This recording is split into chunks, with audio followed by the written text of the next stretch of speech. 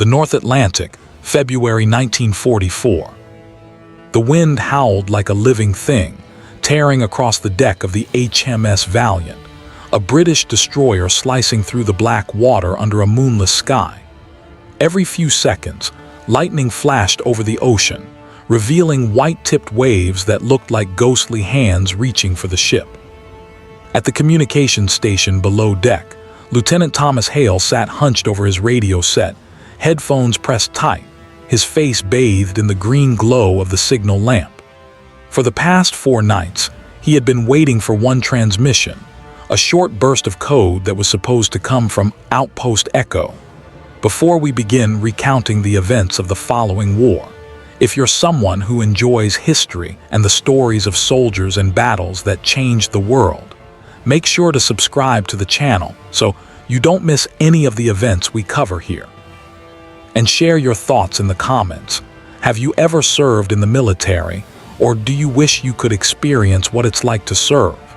Your opinions mean a lot to us and help us build a true community of history enthusiasts. A secret Allied listening post on the coast of Norway. But the transmission never came. The last message from Outpost Echo had arrived 3 days ago, a single line that made no sense to anyone aboard. The Wolf has already entered the gate. No coordinates, no call signs, nothing else. Then silence.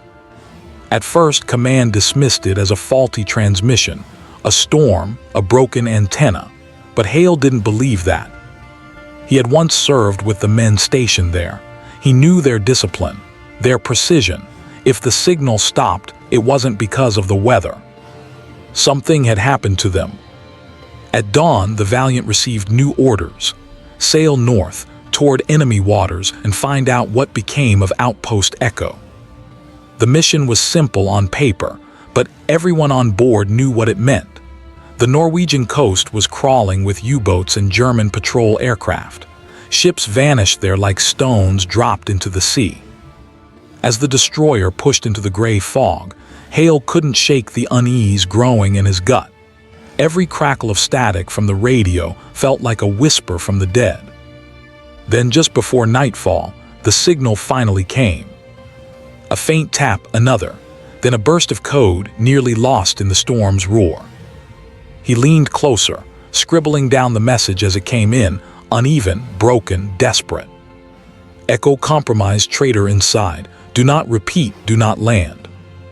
And then a final sound, a single gunshot, before the line went dead forever. When Hale brought the message to the captain, Commander Douglas Avery, the older man read it twice, expression unreadable. Then he handed it back and said quietly, "Lieutenant, you never received this message. Do you understand me?" "Sir," Hale's voice trembled. "It's a warning, there's a traitor." "That's an order." The captain turned and walked away, his boots echoing against the steel floor. For the first time, Hale realized something terrifying. The betrayal didn't start in Norway. It was already here. The HMS Valiant approached the Norwegian coast under cover of night. The sky was heavy and low, the sea grinding against jagged rocks like teeth.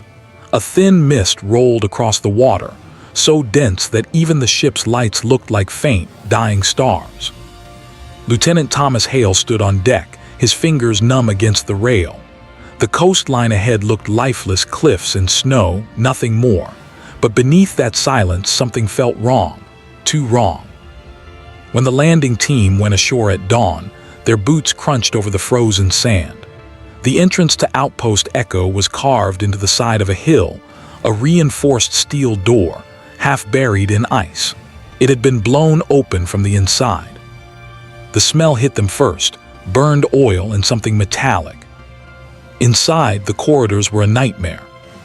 The lights flickered dimly, casting long shadows over the walls where frost mixed with soot. They found no bodies at first, only overturned tables, bullet holes, and a trail of blood leading deeper into the bunker. Then came the radio room. Every transmitter had been smashed. The wires were torn out, the floor scorched black by an explosion. On one of the walls, someone had written a message in red, maybe paint, maybe blood. "The wolf is here." Hale froze. It was the same phrase from the last transmission. "The wolf has entered the gate." Commander Avery walked past him, silent, scanning the damage. He didn't seem shocked. He didn't even ask for a report. He simply ordered the men to search for intact files or ciphers and to move fast. Something about his calmness felt unnatural. While the others searched, Hale explored the far tunnels alone. He followed the blood trail to a narrow storage room. There, half hidden behind crates, he found a body frozen stiff, eyes open, a pistol clutched in one hand. Pinned to his chest was a note written in trembling English. "If you're reading this, it's too late. The wolf isn't German." Hale's pulse quickened. He looked closer at the dead man's uniform. It wasn't a German, it wasn't even Norwegian, it was British. By nightfall, snow began to fall again, muffling the sound of the sea. The landing team gathered what little they found, a few maps, some burned papers, and a broken radio unit. Commander Avery said they would leave at first light. But Hale couldn't sleep. The note burned in his mind. The wolf isn't German. He crept to the captain's quarters after midnight. Inside, he found a locked metal case beneath the bunk. It took him only minutes to pry it open. Inside were coded documents and a German WWII identification card with Commander Avery's photograph. The realization hit like a blade through the chest. The man Hale had been following orders from, the man who silenced the warning, wasn't who he claimed to be. But before he could leave the cabin, he heard boots approaching outside. Avery's voice, calm, unhurried. "Lieutenant Hale," he called through the door. "You've been busy tonight, haven't you?" The handle turned. "You should have stayed on deck." The door burst open with a thunderous crack, splinters flying across the cabin. Hale threw himself behind a table as gunfire tore through the dark. Bullets punched holes in the metal walls, sparks lighting up the frozen air. He fired back 2 shots, then 3, but Avery moved like a ghost, his shadow slipping between bursts of light. "You should have never come here, Lieutenant," Avery's voice echoed, calm as ever. "You have no idea what you've stumbled into." Hale's heart hammered in his chest. "You're not British," he shouted. "You're a WWII. You killed those men in the outpost." A pause, then Avery laughed low, chilling, almost pitying. "Not a WWII," he said softly. "Something worse." A sudden blast shook the entire bunker, a deep rumble from below. The men outside were shouting. The engines of the landing craft roared to life. Through the shattered window, Hale saw the sky flare orange. The fuel depot was burning. Avery had set explosives. Hale grabbed the coded papers and ran through the corridor. The walls trembled, frost rained down from the ceiling. Alarms blared, their shrill tone echoing through the tunnels like screams. He turned a corner and froze. Avery stood at the far end of the passage, blood streaking his temple, one arm hanging limp, pistol still raised. "You think you can stop this?" he rasped. "You don't even know what this base was built for." "Tell me," Hale shouted. "Project Fenrir," Avery whispered. "The Wolf Protocol. We were all part of it, you included." Before Hale could react, Avery pulled something from his pocket, a detonator. Instinct took over. Hale fired once.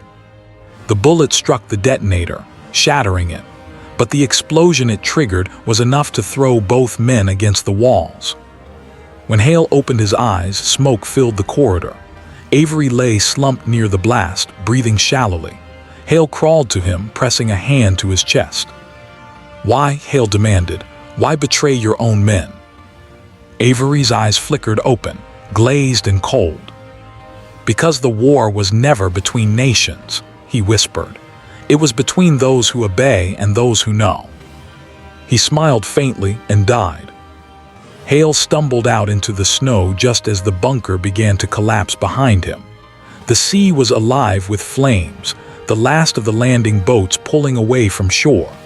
He collapsed onto the ice, clutching the burned documents. Above him, the northern lights shimmered, eerie, beautiful, indifferent. He opened the papers one last time. The codes inside weren't German. They weren't British either. They were coordinates, and at the top of the page, stamped in black, Operation Wolf continues. Hale's breath caught in his throat. The war wasn't over. It had only moved underground. He looked toward the dark horizon, and in the distance, through the snow, a faint red light blinked once, then vanished.